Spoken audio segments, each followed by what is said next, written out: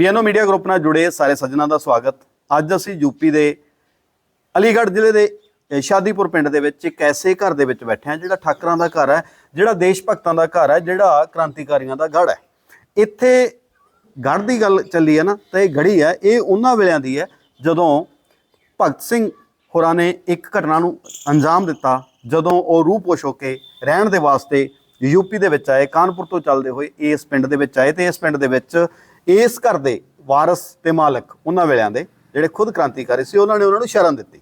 ਅੱਜ ਉਹਨਾਂ ਦੇ ਪਰਿਵਾਰ ਦੇ ਵਿੱਚ ਵੀ ਅਸੀਂ ਬੈਠੇ ਹਾਂ, ਕਿਉਂਕਿ ਉਹਨਾਂ ਦੇ ਪੜਪੋਤੇ ਸਾਡੇ ਨਾਲ ਬੈਠੇ ਆ, ਤੇ ਨਾਲ ਸਾਡੇ ਤਾਊ ਜੀ ਹੈ ਜਿਹੜੇ ਇਤਿਹਾਸ ਦੀਆਂ ਕੁਝ ਕੁ ਗੱਲਾਂ ਸਾਨੂੰ ਦੱਸਣਗੇ। ਸੋ ਗੱਲਬਾਤ ਕਰਦੇ ਹਾਂ ਇਸ ਕ੍ਰਾਂਤੀਕਾਰੀ ਦੀ, ਜਿਨ੍ਹਾਂ ਦਾ ਸਹਿਯੋਗ ਭਗਤ ਸਿੰਘ ਦੇ ਵਾਸਤੇ ਸੀ, ਜਿਨ੍ਹਾਂ ਦਾ ਸਹਿਯੋਗ ਦੇਸ਼ ਦੇ ਵਾਸਤੇ ਸੀ, ਜਿਨ੍ਹਾਂ ਦੇ ਕਹਿਣ ਦੇ ਉੱਤੇ ਰਾਸ਼ਟਰਪਤੀ ਚੁਣੇ ਗਏ, ਭਾਰਤ ਦੇ ਪਹਿਲੇ ਰਾਸ਼ਟਰਪਤੀ ਡਾਕਟਰ ਰਾਜਿੰਦਰ ਪ੍ਰਸਾਦ, ਜਿਨ੍ਹਾਂ ਦੇ ਬਾਰੇ ਅਸੀਂ ਬਹੁਤ ਸਾਰੀਆਂ ਗੱਲਾਂ ਕਰਦੇ ਹਾਂ। ਅੱਜ ਉਹਨਾਂ ਦੇ ਬਾਬਤ, ਉਹਨਾਂ ਨੂੰ ਰਾਸ਼ਟਰਪਤੀ ਬਣਾਉਣ ਵਾਲਿਆਂ ਦੀ ਗੱਲ ਕਰਦੇ हैं। ताऊ जी नमस्कार। नमस्कार। कैसे हो आप? ठीक है साहब, आप सुनाओ। बहुत अच्छा लग रहा है, सुबह से आपके साथ हैं और आपके गांव का जो है इतिहास, उसके बारे में आपसे जानकर खुशी हो रही है और गर्व भी हो रहा है कि इस गांव में इतने बड़े क्रांतिकारी रहे हैं। और क्रांति की बात करें तो जो ठाकुर साहब हैं, इनके बारे में बताएं। देखिए साहब, ये हमारे गांव के महास्वतंत्रता सेनानी जी ठाकुर टोडर सिंह जी एक रईस परिवार है। बिना शक गड़ी तो उसी के पास होगी। तो ये जो है हमारे भारत के माने हुए नेता थे जी, क्रांतिकारी नेता। क्रांतिकारी नेता जी, जिस समय कांग्रेस पार्टी का ये जो है गांधी जी, जवाहरलाल नेहरू, राजेंद्र प्रसाद आदि सभी जो है नेता जो आजादी संघर्ष के आंदोलन लिए करते थे कि हम आजाद होंगे, उसी आंदोलन में ये महास्वतंत्रता सेनानी बाबा साहब टोडर सिंह उसमें भाग लेते थे और सभा को संबोधित भी करते थे जी। एक बार की बात है कि हमारी नहर के पास में जी एक बाग था जी। जब महात्मा गांधी और जवाहरलाल नेहरू, हमारे पूर्वज, हमारे बाबा बताते थे कि वो जो है जब जेल चले गए तो पूरे भारत की बागडोर बाबा साहब के हाथ में थी। तो उस बाग में दूर दूर से जो नेता लोग आकर के वहाँ इकट्ठे हुए।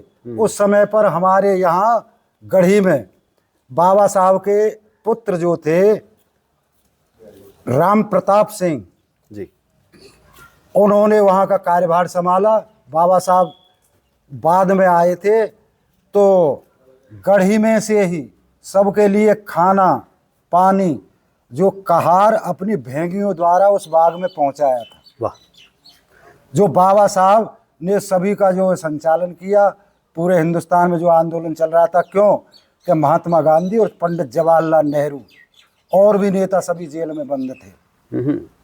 इतने महान क्रांतिकारी थे बाबा साहब। वो महानता तो इसी बात से है कि भगत सिंह जैसे आदमी को जो वांटेड था, उसको यहाँ अपने गांव में शरण देना, अपना नाम देना, बलवंत सिंह बना देना भगत सिंह को, और उसके बाद उसको अध्यापक बना देना, ये छोटी बात नहीं सर। ऐसा है कि आज हम उस स्थल पर बैठे हैं, उस भवन में बैठे हैं कि जिस भवन के अंदर गणेश शंकर विद्यार्थी सरदार भगत सिंह को घोड़ा तांगे के द्वारा अलीगढ़ से शादीपुर को लाए, वो तकीपुर आकर के उतरे जी। उस वहां पर उन्होंने एक बोर्ड देखा नाले पर, जो बम्बाई नहर में से जा रहा है जी। उस पर लिखा था कि शादीपुर राजबाहा। तब उन्होंने समझा कि ये शादीपुर है। तो सरदार भगत सिंह और गणेश शंकर विद्यार्थी दोनों ही वहां उस तांगे से उतर गए। सही। उन्होंने पूछा कि भैया ये शादीपुर है क्या? कि ये तो शादीपुर नहीं है, शादीपुर तो यहाँ से तकरीबन 4-4.5 मील है। ओके। तो यहाँ से ये बम्बा जाता है नहर को, और नहर से पश्चिम की तरफ शादीपुर 2 मील, 2 मील जो ऊपर शादीपुर गांव है, वहाँ पर महास्वतंत्रता सेनानी ठाकुर साहब टोडर सिंह की हवेली है जी गढ़ी है जो नहर पर से ही दिखती है, उनके फाटक जो है जी नहर के सटे में ही है। जी तो वो दोनों ही पैदल उस मायनर से वहाँ नहर पर आए, नहर से शादीपुर आए। जी और जिस स्थान पर अब हम बैठे हैं, इस कमरे पर ही बाबा साहब बैठे हुए थे। गणेश शंकर विद्यार्थी से वो पूर्ण रूप से परिचित थे।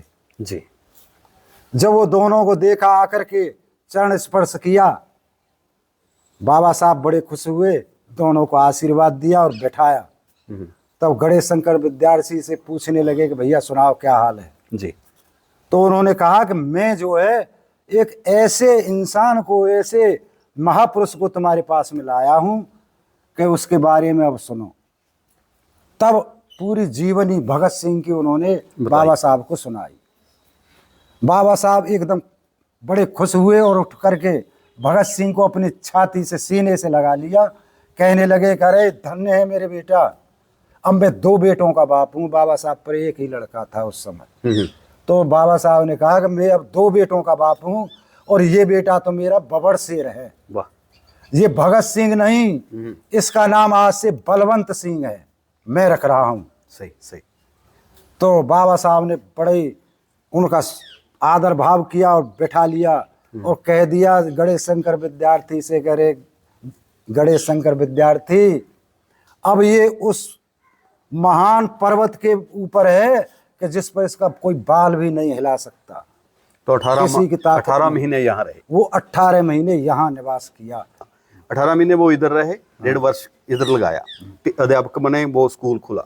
तो दूसरा जो ठाकर जी का काम था आज़ादी संघर्ष में, जब भारत आज़ाद हो गया तो आप बता रहे थे जवाहरलाल नेहरू जी, महात्मा गांधी, इनको कुछ बड़ा दायित्व देना चाहते थे जी। वो क्या था? वो कैसा था कि उस समय पर भारत के प्रधानमंत्री तो चुन दिए गए जवाहरलाल नेहरू जी। अब कहने लगे, सभी बैठे हुए थे वहाँ, कि भाई राष्ट्रपति किसको बनाया जाए। सही। तो गांधी जी ने कहा था और पंडित जवाहरलाल नेहरू ने भी, ये बात सॉलिड है, कोई झूठ नहीं है, ये सत्य है, ये वचन जो वाक्य है।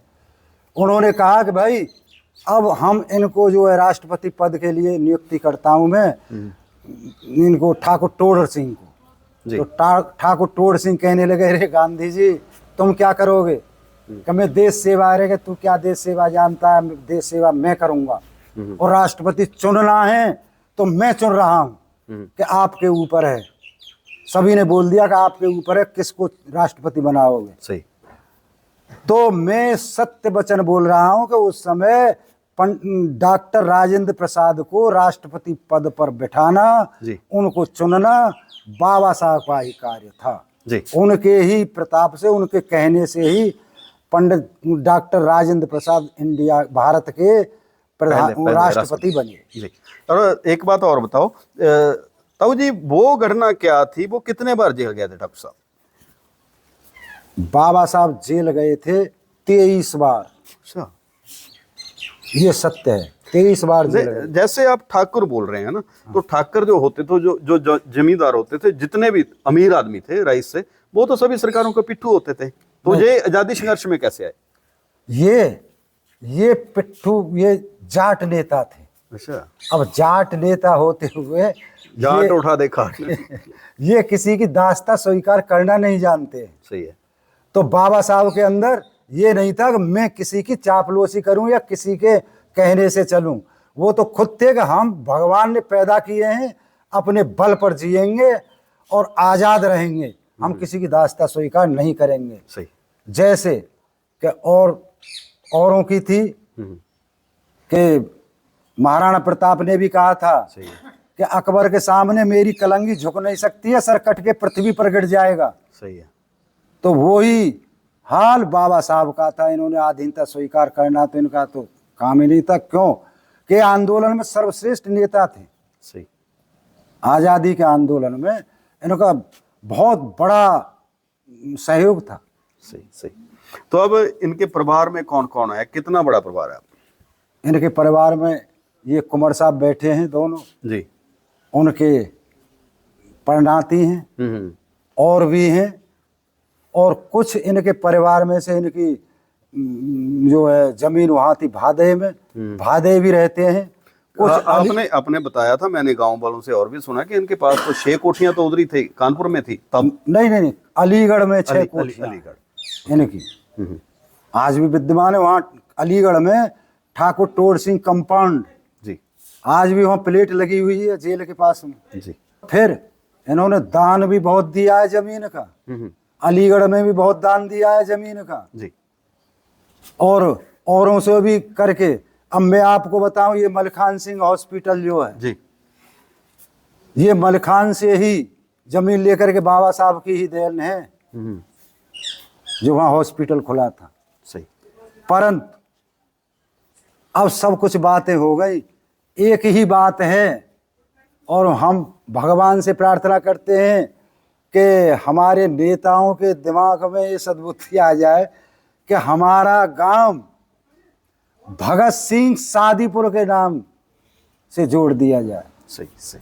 और यहाँ मैं आपसे एक बात और कहता हूँ कि देखो, जहाँ पर इतना बड़ा महान क्रांतिकारी, महान भारत माता का सपूत बेटा 18 महीने रहा हो, या तो वो अपने गांव में दिन बिताए हैं उन्होंने, सही है, या अपने जीवन के सबसे ज्यादा दिन बिताए हैं शादीपुर में। तो शादीपुर भगत सिंह का गांव है।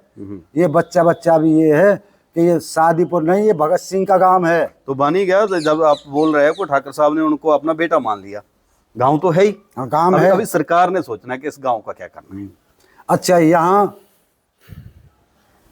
तकरीबन 10 क्या 15 किलोमीटर तक कोई भी कन्या इंटर कॉलेज नहीं जी, और अलीगढ़ के अलावा कोई सरकारी हॉस्पिटल ऐसा नहीं। क्या शादीपुर में भगत सिंह के नाम से उसने तो अपना जीवन इस देश की खातिर कर दिया?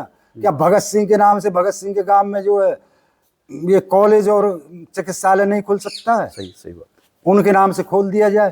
सही। सभी बहुत धन्यवाद जी, आपने बहुत सारे इशू उठाए हैं और मैं चाहता हूं कि इसी बात को आगे तोड़ा जाए। तो जैसे ताऊ जी बता रहे हैं कि भगत सिंह के नाम पे कुछ होना चाहिए, बिल्कुल गवर्नमेंट को सोचना चाहिए और ठाकर साहब के नाम पे भी कुछ होना चाहिए। इधर इतने बड़े क्रांतिकारी जिन्होंने वक्री पहचान दी देश को, उनके लिए कुछ तो होना चाहिए, सरकार को सोचना तो चाहिए।